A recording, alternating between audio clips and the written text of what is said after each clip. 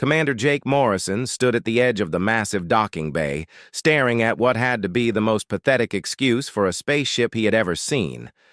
The vessel before him looked like it had been built from spare parts and held together. With hope and desperation, rust covered most of the hull and several sections were patched with metal plates that clearly came from different ships. "This is it?" asked Jake, not bothering to hide his disappointment. Administrator Vex, a tall reptilian, alien from the Korthak species, nodded with what Jake could swear was amusement. The alien's scaled face showed the closest thing to a smile that his species could manage. "This is the vessel the Galactic Council has generously provided to humanity for your integration into galactic civilization." Jake walked closer to the ship. The name painted on the side had been scratched out and painted over so many times that he could barely make out the current designation. "The Rust Bucket," someone had written in what looked suspiciously like alien graffiti. "How old is this thing?" Jake asked, running his hand along a particularly large dent in the hull.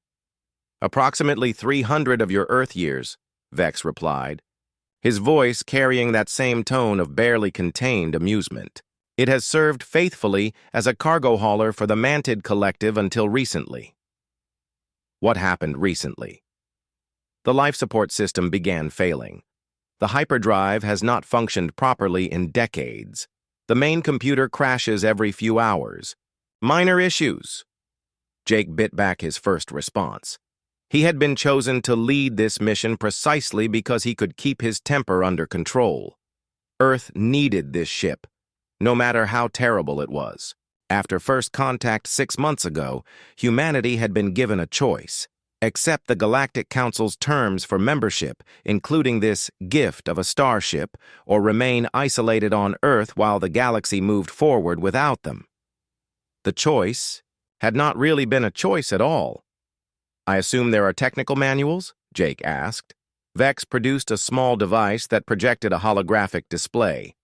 "Complete documentation, though I should mention that most of the original components have been replaced over the years with whatever was available. The current configuration is, how do you humans say, unique." Behind Jake, the sound of approaching footsteps echoed through the docking bay. His team had arrived. Chief Engineer Lisa Carter led the group, her sharp eyes already examining the ship with the intense focus that had made her one of Earth's best spacecraft engineers. Following her was Tom Bradley, her young but brilliant assistant, who had helped design the International Space Station's upgrade systems. Dr. Robert Hayes walked beside them, the team's chief scientist, whose job would be to figure out how alien technology actually worked. The man had 3 degrees in physics and a reputation for solving impossible problems. "Well," Lisa said as she joined Jake, "it is definitely a spaceship." "Technically," Tom added, pulling out a tablet and beginning to take notes, "I can see at least 6 different hull materials from here, and I think that panel over there is held on with what looks like alien duct tape." Dr. Hayes was already circling the vessel, his scientific curiosity overriding any disappointment. "Fascinating construction methods. The basic frame appears to be much sturdier than the surface condition suggests." Administrator Vex watched the human team with obvious interest. "Your species' reaction is quite different from what we expected. Most new civilizations express gratitude for receiving such a vessel. Most new civilizations probably get ships that actually work," Jake replied. "This ship does work. Mostly." Lisa had found an access panel and was already examining the internal systems. "Jake, you need to see this." The group gathered around as Lisa pointed to the exposed machinery. "This is incredible. Look at how they have routed the power systems." To Jake, it looked like a nightmare of cables and pipes that had been connected by someone who had never seen a proper engineering diagram. "It looks like a mess to me." "That is exactly the point," Lisa continued, her excitement growing. "This is not elegant engineering like we expected from aliens. This is survival engineering. Someone kept this ship running for 300 years by making it work, not by making it pretty." Dr. Hayes nodded in agreement. The alien approach to technology appears to be highly specialized. Each component does one job very well, but when something breaks, the entire system fails. Whereas humans, Tom said, beginning to understand where this was heading, tend to build things that can be fixed with whatever is available. Administrator Vex was listening to their conversation with growing confusion. You seem pleased by the vessel's condition. Jake looked at his team, seeing the same thought forming in all their minds. Administrator Vex, when you look at this ship, what do you see? A worn-out cargo hauler that barely functions, suitable for a species just beginning to explore space. We see potential. Lisa was already taking detailed scans of the ship's systems with her equipment. The power distribution network is actually brilliant, even if it looks chaotic. And these hull materials, once we analyze them properly, could teach us a lot about advanced metallurgy. Dr. Hayes was practically bouncing with excitement. The alien systems are incredibly sophisticated, but also incredibly rigid. They work perfectly under specific conditions, but fail catastrophically when those conditions change. Human systems are less efficient, but much more adaptable. What are you suggesting? Jake asked, though he already suspected he knew the answer. We do not try to fix this ship, Lisa said firmly. We rebuild it. Administrator Vex's confusion was obvious. Rebuild it with what technology your species has barely mastered? Interplanetary travel. With human technology, Tom replied. Sir, we have been solving problems with limited resources for our entire history. We made it to the moon with computers less powerful than a modern calculator. We built space stations from parts that were never designed to work together. Jake felt a smile spreading across his face. Administrator Vex, I think there has been a fundamental misunderstanding about what humans consider a challenge versus an insult. This vessel is clearly both, the alien replied. No, it is an opportunity. Dr. Hayes was already making lists on his tablet. We will need to transport the ship to Earth. Our orbital construction facilities can handle a complete overhaul. The Galactic Council expects you to begin trading missions immediately, Vex protested. The Galactic Council will get their trading missions, Jake assured him. They will just get them from a ship that actually works. Lisa was grinning as she continued her examination of the vessel. Jake, the more I look at this thing, the more I like it. The basic structure is incredibly solid.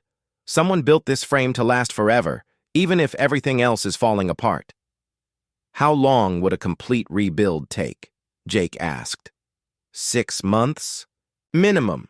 Maybe a year if we want to do it right. Administrator Vex was shaking his head. Impossible. No species has ever completely rebuilt a vessel of this complexity. The technical challenges alone. Have you met humanity? Tom asked with a grin. Jake looked at the ship again, but now he saw it through his team's eyes. It was not a broken-down piece of junk that the aliens had dumped on them. It was raw material. It was a chance to show the galaxy what humans could do when they were given a problem to solve. Administrator Vex, please inform the Galactic Council that humanity accepts their generous gift. Also inform them that we will be making some modifications. What kind of modifications? Jake smiled as he watched his team already planning their approach to the massive undertaking ahead of them. The kind that work. 3 weeks after arriving back on Earth, Commander Jake Morrison stood in the Nevada desert watching the largest construction project in human history take shape around him. The Rust Bucket, as everyone still called it despite official protests, sat in the center of a massive facility that had been built in record time. Thousands of workers moved around the ship like ants, each team focused on a different aspect of the complete rebuild. President Amanda Foster had authorized unlimited resources for the project after Jake's initial report. The president understood what most politicians did not. This was not just about fixing one ship. This was about proving that humanity belonged in the galaxy. Status report. Jake asked as Chief Engineer Lisa Carter approached, her coveralls stained with grease and her face showing the exhaustion of someone who had been working 18-hour days. Better than expected, Lisa replied, consulting her tablet. We finished stripping out all the alien systems yesterday. What we found underneath is incredible. Lisa led Jake to where the ship's hull had been exposed down to its basic framework. The metal gleamed under the construction lights, showing not a trace of the rust and damage that had covered its surface. This frame was built to last 1,000 years, Lisa continued. The aliens who made this ship originally knew what they were doing. Everything that went wrong happened later, when different species kept adding their own systems without understanding how they worked together. Dr. Robert Hayes joined them, his excitement obvious despite his tired appearance. Jake, we have been approaching this completely wrong. We kept thinking about this as fixing alien technology, but what we really have is the galaxy's strongest ship frame with 3 centuries of failed modifications. So we start over, Jake said. Exactly. And we start over with human engineering principles. Lisa pulled up a holographic display showing the ship's new design.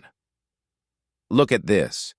Instead of one central power core like alien ships use, we are installing 12 fusion reactors in a network configuration. If one fails, the others automatically compensate. Tom Bradley appeared from underneath the ship, his young face covered in grime but grinning widely. The alien engineers never thought of redundancy. Their systems are incredibly efficient, but if one part breaks, everything stops working. Our approach is different. Jake studied the display.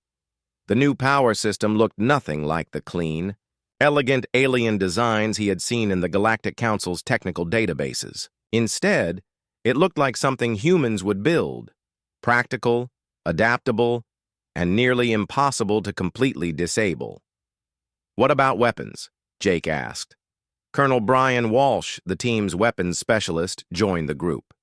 He had been working with a team of military engineers to solve the ship's armament problems. That was our biggest challenge. The ship's original weapon mounts were designed for energy weapons we cannot manufacture.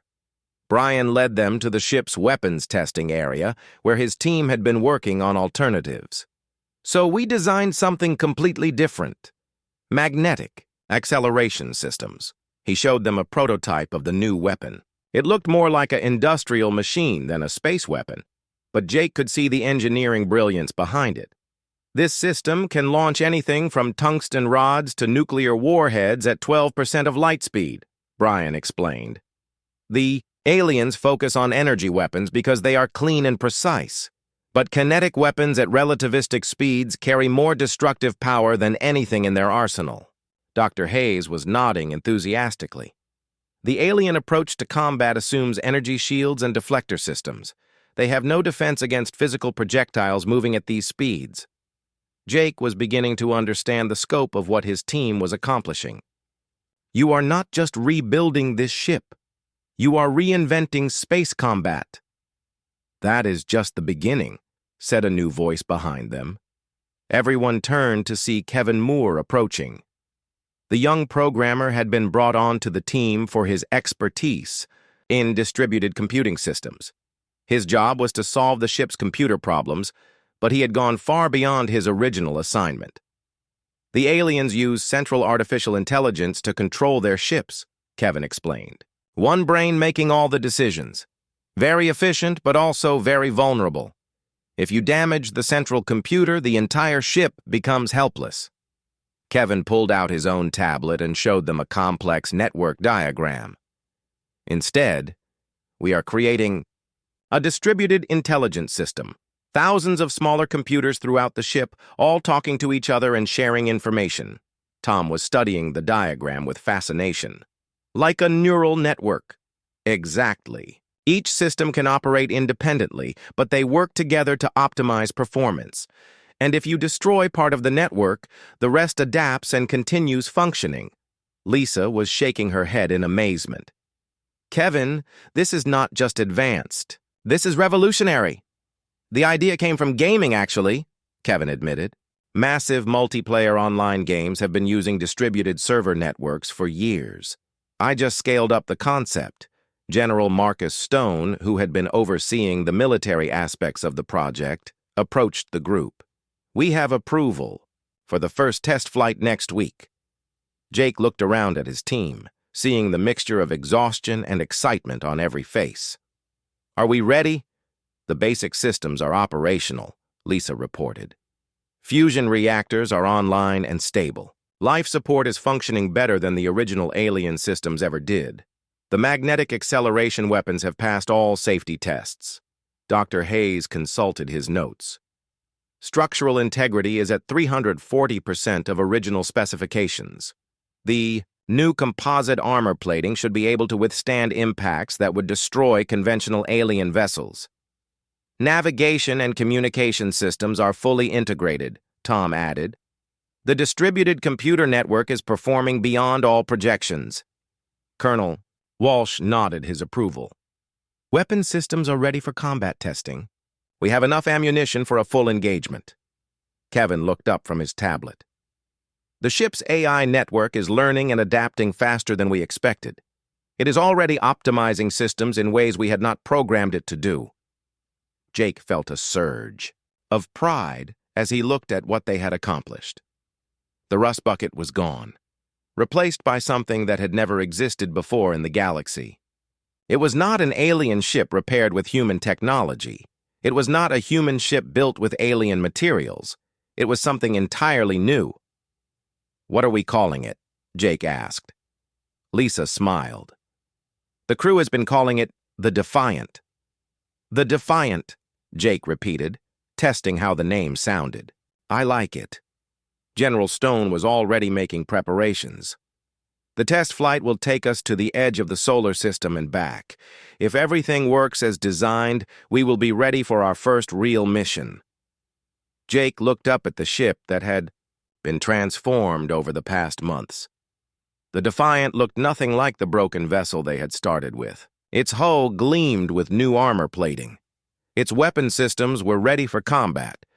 Most importantly, it represented something the galaxy had never seen before: human engineering applied to alien technology. "Gentlemen, lady," Jake said formally, "I think we are about to change everything." Captain Sarah Jenkins felt the gentle hum of the Defiant's engines beneath her feet as the ship moved through space at half-light speed. 6 months had passed since the rebuild began, and the test flights had revealed capabilities that even the engineering team had not expected.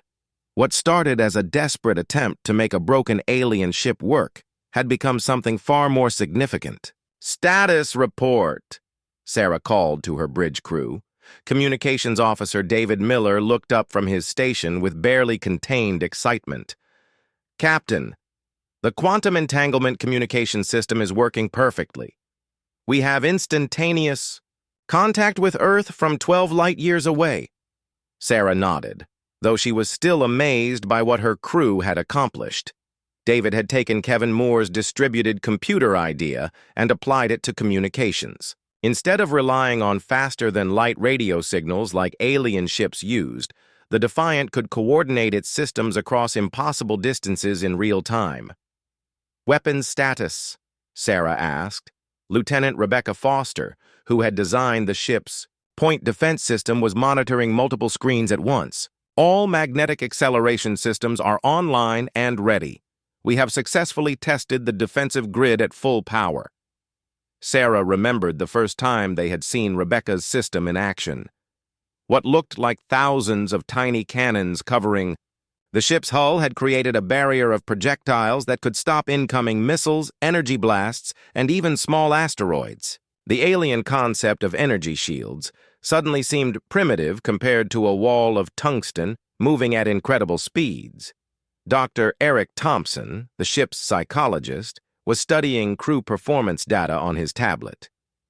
"Captain, the crew adaptation rates are exceeding all projections. The distributed control systems are actually making everyone more effective, not more confused." This had been one of their biggest concerns.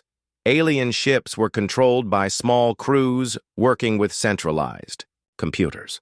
The Defiant required its crew to work more like a team, with each person managing multiple systems that talked to each other. Instead of being overwhelmed, the crew had adapted quickly and seemed to thrive on the complexity. "Engineering report," Sarah requested. From the engine room, Lisa Carter's voice came through the communication system. "Captain, we have discovered something interesting about our power distribution network. The fusion reactors are not just providing backup for each other. They are actually improving each other's efficiency." Sarah frowned. "How is that possible?" "The reactors are sharing data through the computer network and optimizing their fuel consumption in real time. The total power output is 15% higher than the sum of the individual reactors should produce." "Tom." Bradley's voice joined the conversation from the navigation station. "Captain, we are seeing similar effects with the navigation system. The distributed sensors are creating a picture of space around us that is more detailed than any single sensor array could produce." Sarah was beginning to understand that they had built something that was more than the sum of its parts. The alien approach to engineering treated each system as separate and independent. The human approach had created systems that worked together in ways no one had planned. Captain David Miller called out, "We are receiving a distress signal. Put it through." The voice that came through the speakers was clearly alien, speaking in the universal translation language that all spacefaring species used. "This is Captain Thok of the mining vessel Deep Digger. We are under attack by pirates, requesting immediate assistance." Sarah checked their current position. They were in the border region between civilized space and the wild territories where pirates and smugglers operated freely. "Mr. Miller, how far is the source of that signal?" 2 light hours away, Captain. Time to intercept at maximum speed." Tom Bradley ran the calculations quickly. 90 minutes at full acceleration. Sarah made her decision. "Set course for the distress signal. General quarters. All hands to battle stations." As the crew prepared for their first real combat situation, Sarah reflected on how different this was from their training simulations. They were about to test their revolutionary ship design against real enemies who would be trying to kill them. 90 minutes later, the Defiant dropped out of faster-than-light travel near the source of the distress signal. What they found was a small alien mining ship surrounded by 3 pirate vessels that looked like modified cargo haulers armed with stolen military weapons. Captain Rebecca Foster reported, "The pirates are firing on the mining ship. I count multiple hull breaches and failing life support systems." "Open a channel to the pirate ships," Sarah ordered. David Miller established the connection quickly. "Channel open, Captain." "This is Captain Sarah Jenkins of the Earth vessel Defiant. Cease your attack on the mining ship immediately and withdraw from this area." The response came back in a voice full of amusement. "Earth vessel Captain, do not..." "Make me laugh. Humans do not have warships. Leave now before we add your wreck to our collection." Sarah looked around her bridge at the faces of her crew. She saw determination, confidence, and eagerness to prove what their ship could do. "Mr. Miller, close the channel. Ms. Foster, prepare to engage all 3 targets." "Captain," Rebecca said, studying her weapons displays, "recommend we test the point defense grid first. The pirates are using conventional energy weapons and missiles." "Agreed. Let them fire first. I want to see how our defenses perform." The 3 pirate ships opened fire simultaneously, sending dozens of energy blasts and guided missiles toward the Defiant. Sarah watched on the main screen as Rebecca's point defense system activated automatically. Thousands of tiny projectiles created a moving barrier around the ship, intercepting every incoming attack. The pirates stopped firing, clearly confused by what they had just witnessed. Their weapons had simply vanished into a cloud of moving metal. "Now it is our turn," Sarah said calmly. "Ms. Foster, target the lead pirate ship. Single tungsten rod, minimum velocity." Firing. The magnetic acceleration system launched a single tungsten projectile at only 1% of light speed. It struck the pirate ship's hull and passed completely through it, leaving a perfectly round hole from one side to the other. The pirate ship immediately began venting atmosphere and spinning out of control. "Captain," David Miller reported, "we are receiving surrender signals from all 3 pirate vessels." Sarah smiled. "Accept their surrender. have them transfer their prisoners to us, and then escort them to the nearest patrol station. As the crisis ended, Sarah realized what had just happened. They had not just rescued a mining ship from pirates. They had demonstrated that human engineering could create capabilities that no one in the galaxy had ever seen before. Dr. Thompson was already analyzing the encounter data. Captain, our response time was 60% faster than standard alien military protocols. The distributed systems allowed us to assess, plan, and execute our response almost instantly. Lisa Carter's voice came from engineering. Captain, the ship performed flawlessly. All systems maintained peak efficiency throughout the engagement. Sarah looked at the tactical display showing the disabled pirate ship and the rescued miners. Mr. Miller, send a message to Earth. Tell them the Defiant's first mission was a complete success. As the ship prepared to continue its journey, Sarah knew that everything had changed. The galaxy was about to discover that humanity had not just fixed an old alien ship. They had created something entirely new, and it was going to change the balance of power among the stars. The news of the Defiant's encounter with the pirates spread through the galaxy faster than anyone expected. Within 3 weeks, every major species had received detailed reports about the mysterious human ship that had destroyed 3 pirate vessels without taking any damage.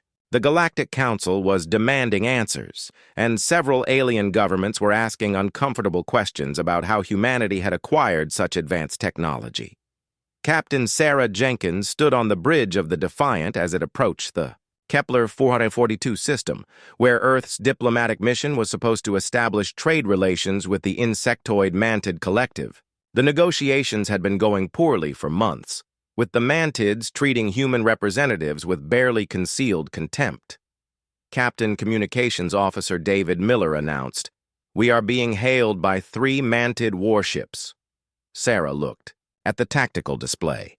The 3 ships were moving to intercept the Defiant in a classic military formation. Each vessel was twice the size of the human ship and bristled with weapon systems that had been perfected over centuries of warfare. "Put them through," Sarah ordered. The main screen filled with the image of a mantid commander, his insect features dominated by compound eyes that reflected no emotion. When he spoke, his voice carried the arrogance that his species was known for throughout the galaxy. "I am Commander Click of the Mantid Defense Force.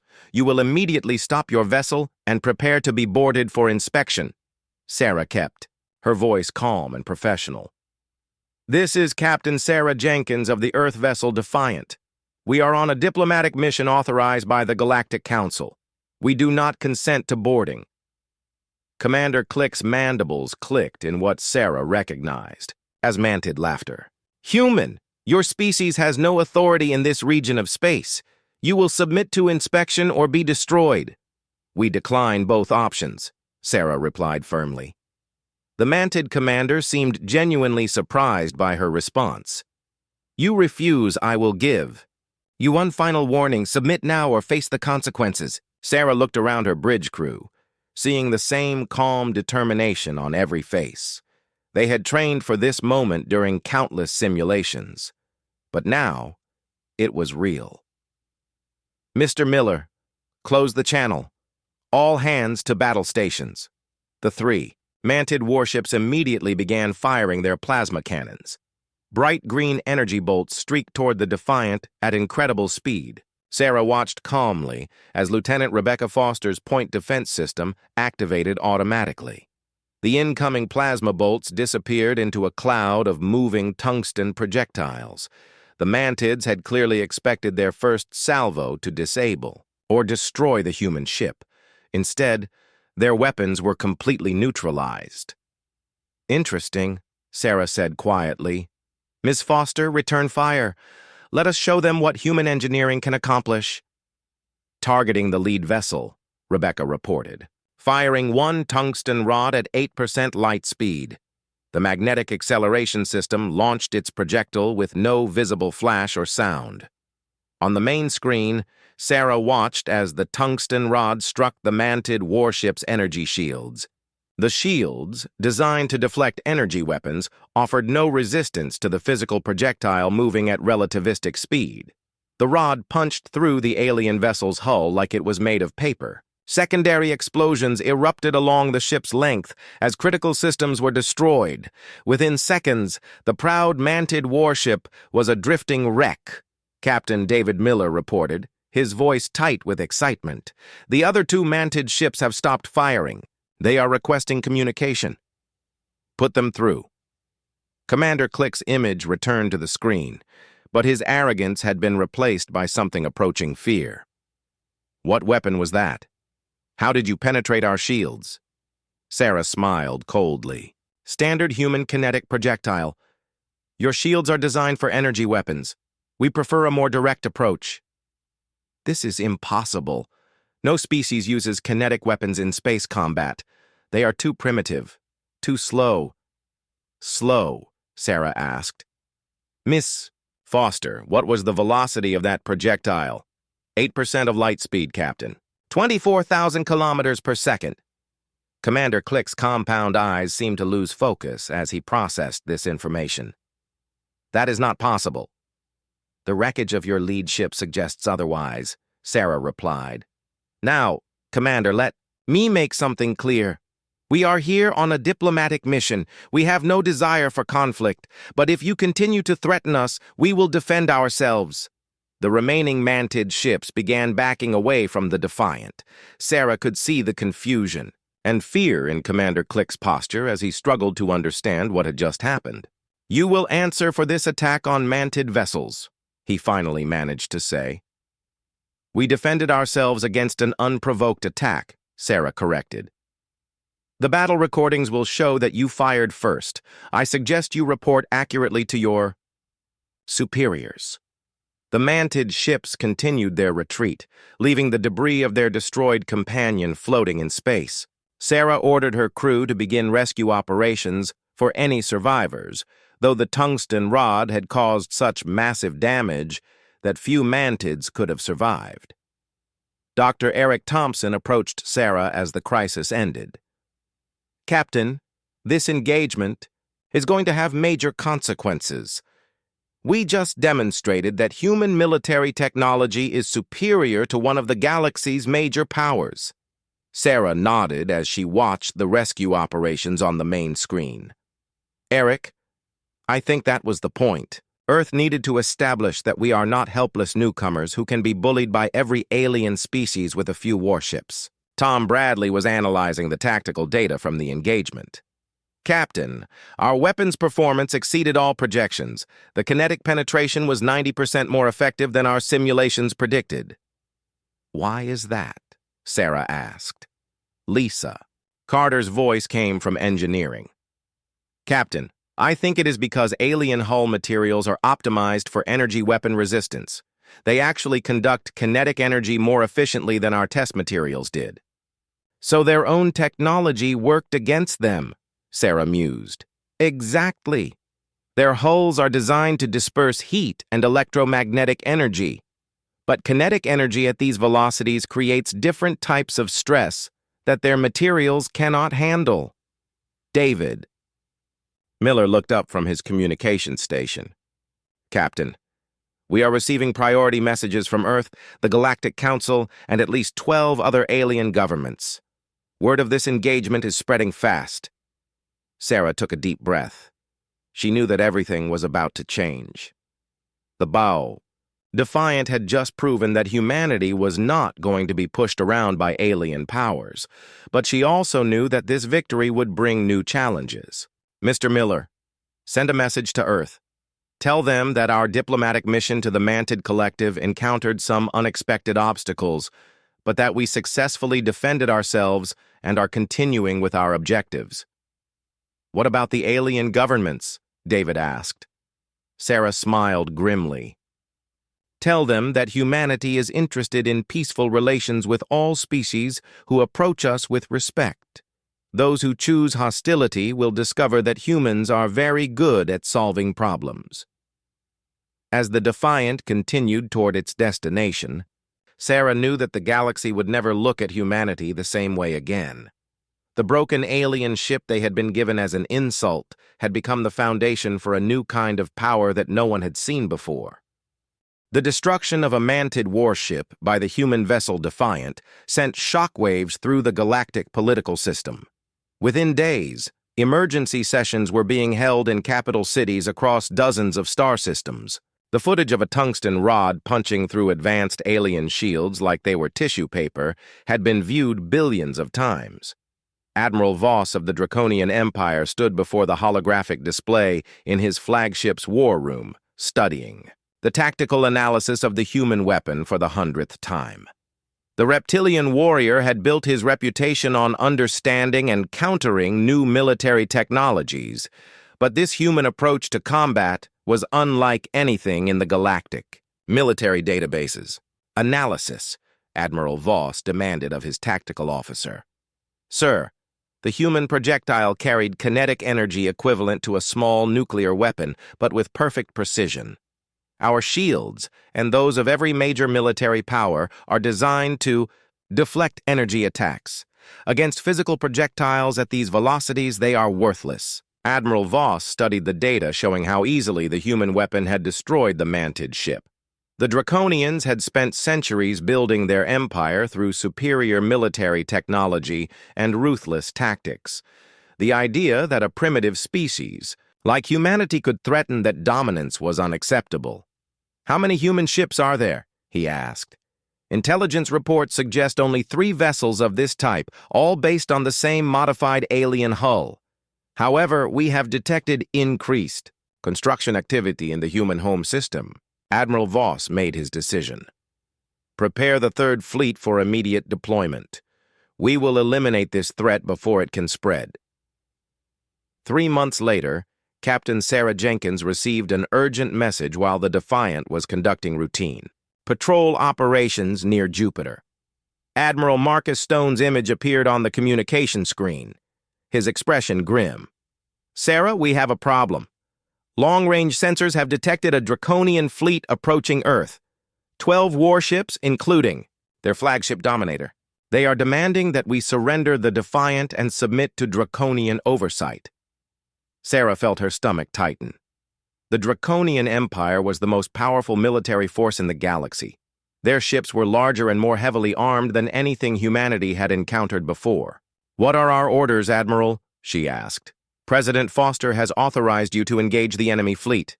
The Resilient and Indomitable will join you for the intercept. Sarah nodded. The Resilient and Indomitable were the Defiant's sister ships, built using the lessons learned from the first reconstruction. Estimated time to contact: 6 hours.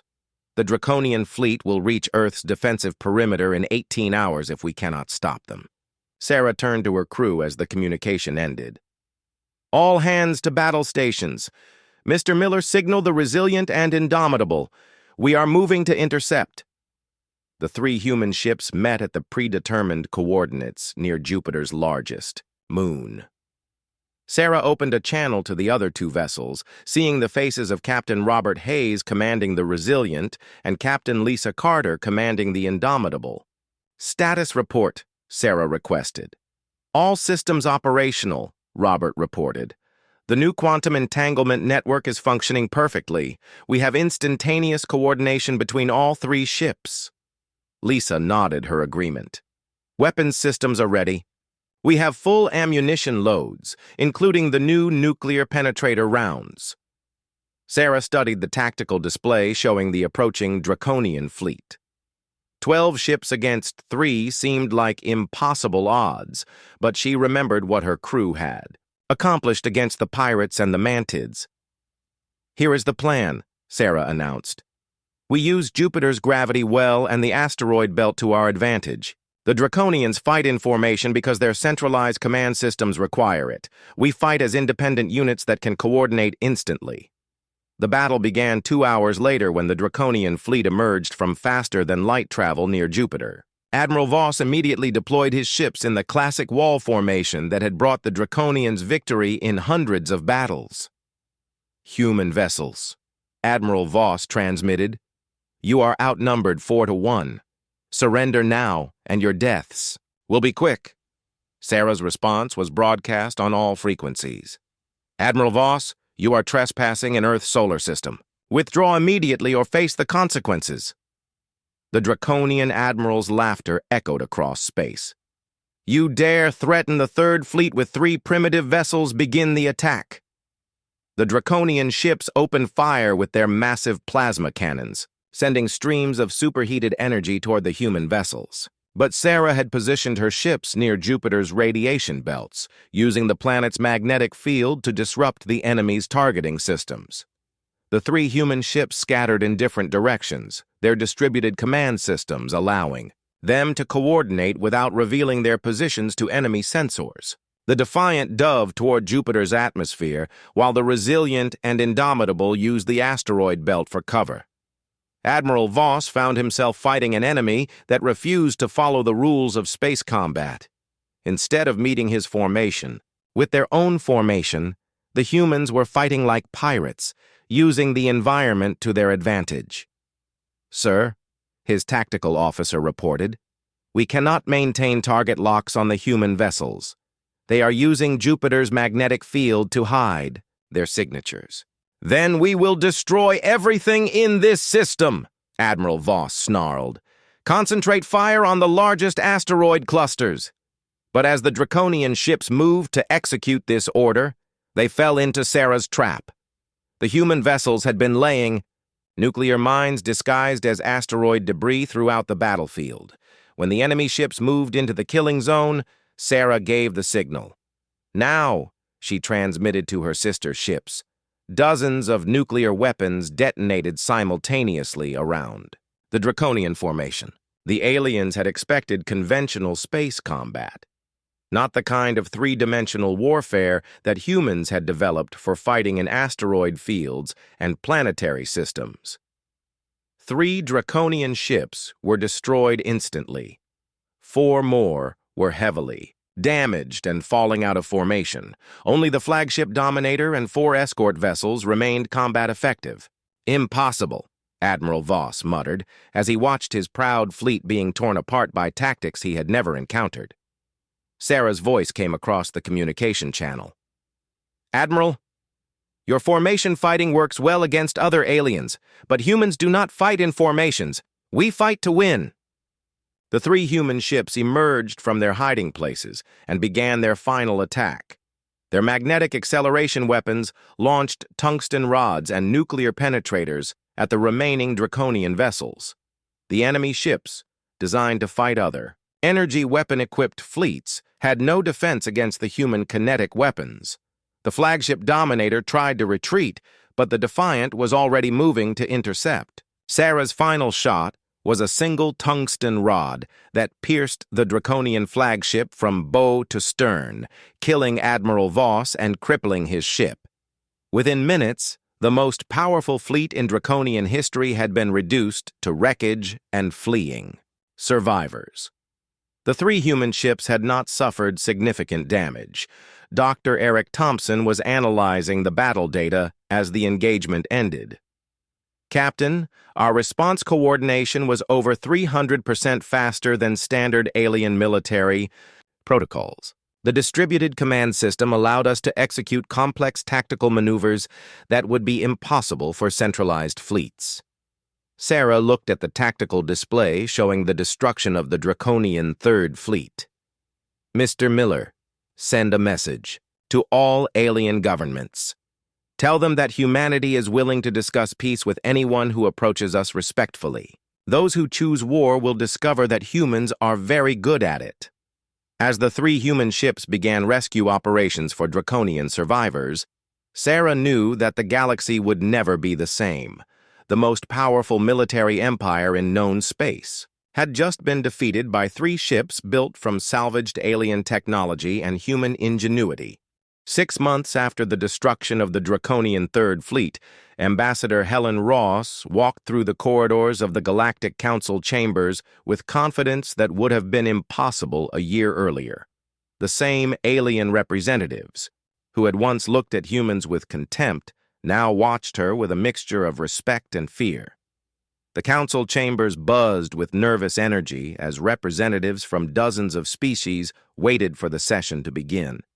News had arrived that morning of another human victory, this time against a coalition of pirate clans that had been terrorizing the Outer Rim for decades. 3 human ships had eliminated over 20 pirate vessels without losing a single crew. Member. Ambassador Ross took her place at the podium as the council session was called to order. Administrator Vex, the same Korthak official who had originally given humanity the rust bucket, served as the session moderator. His attitude toward the human representative had changed dramatically since their first meeting. The council recognizes Ambassador Ross of Earth, Vex announced formally. Helen looked out at the assembled alien representatives, seeing the same mixture of curiosity and concern on every face. Honorable representatives, I bring greetings from the people of Earth and an offer of friendship to all species who desire peace. She activated a holographic display showing the current state of human space operations.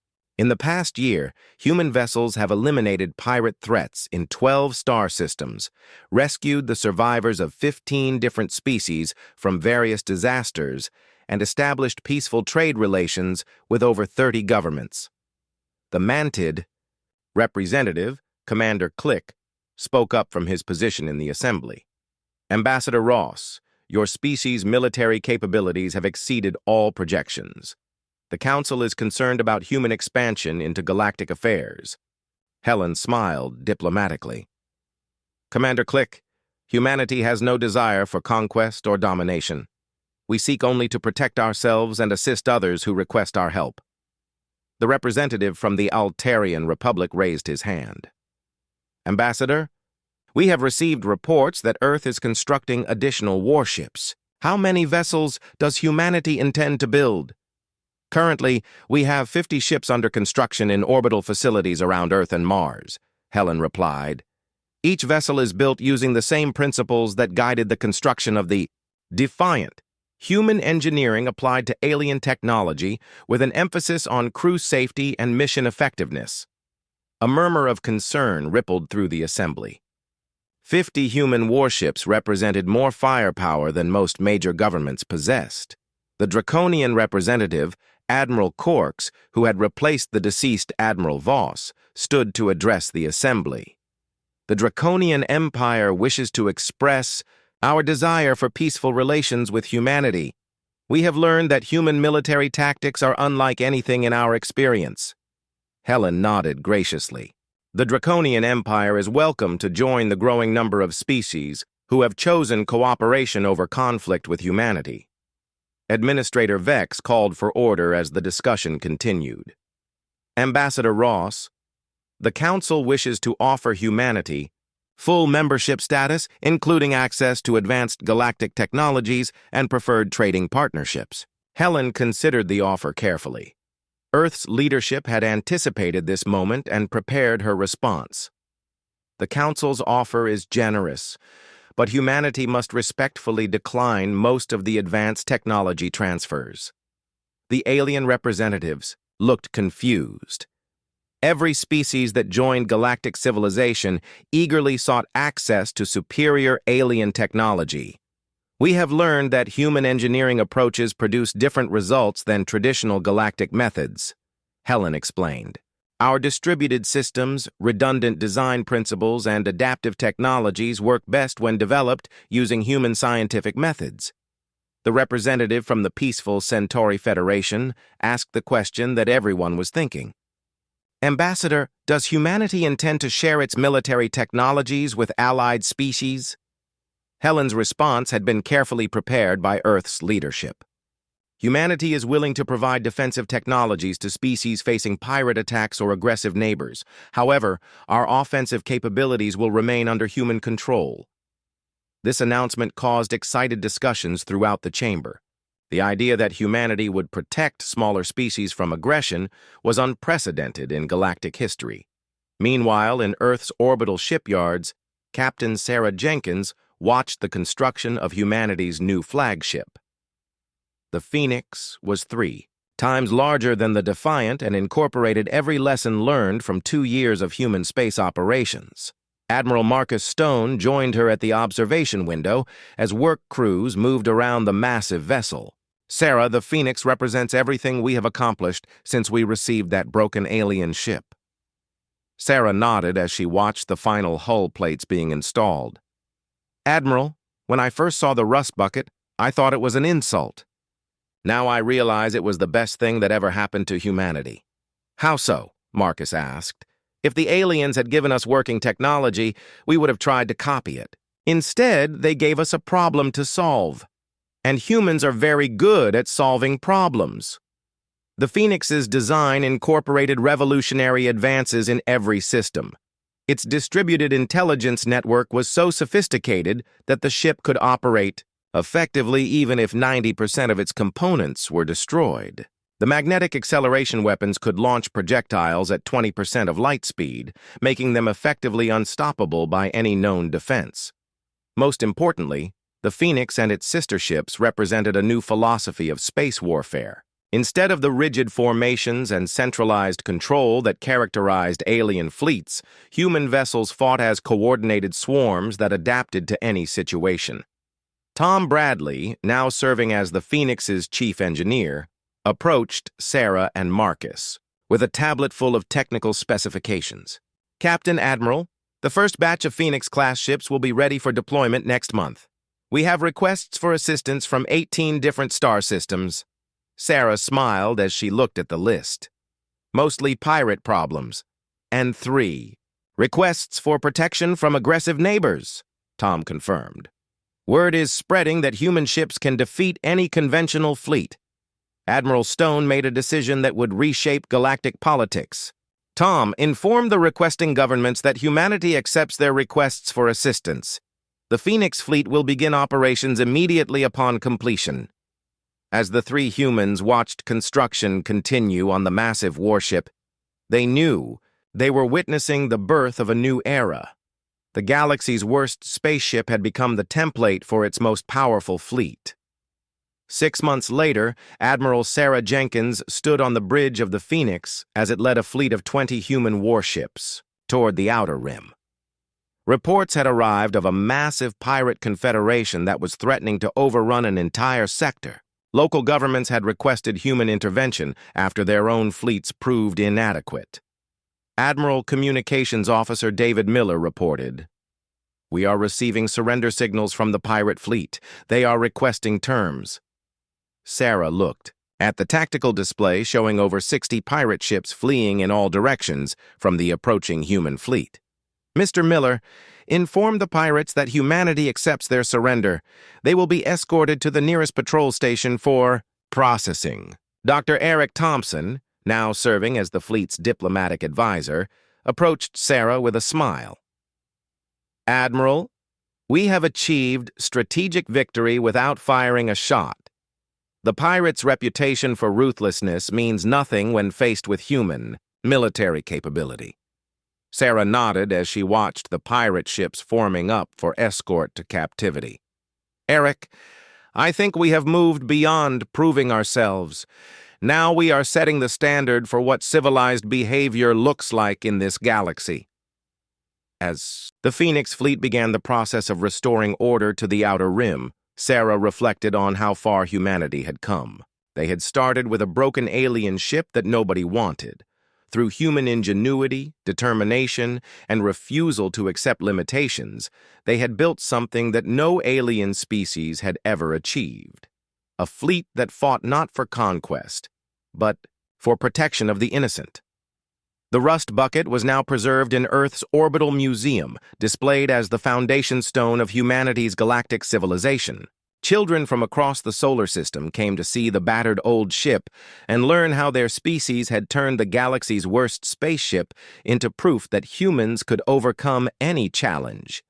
The galaxy was learning that when humans were given a problem, they did not just solve it. They turned it into an opportunity to change everything.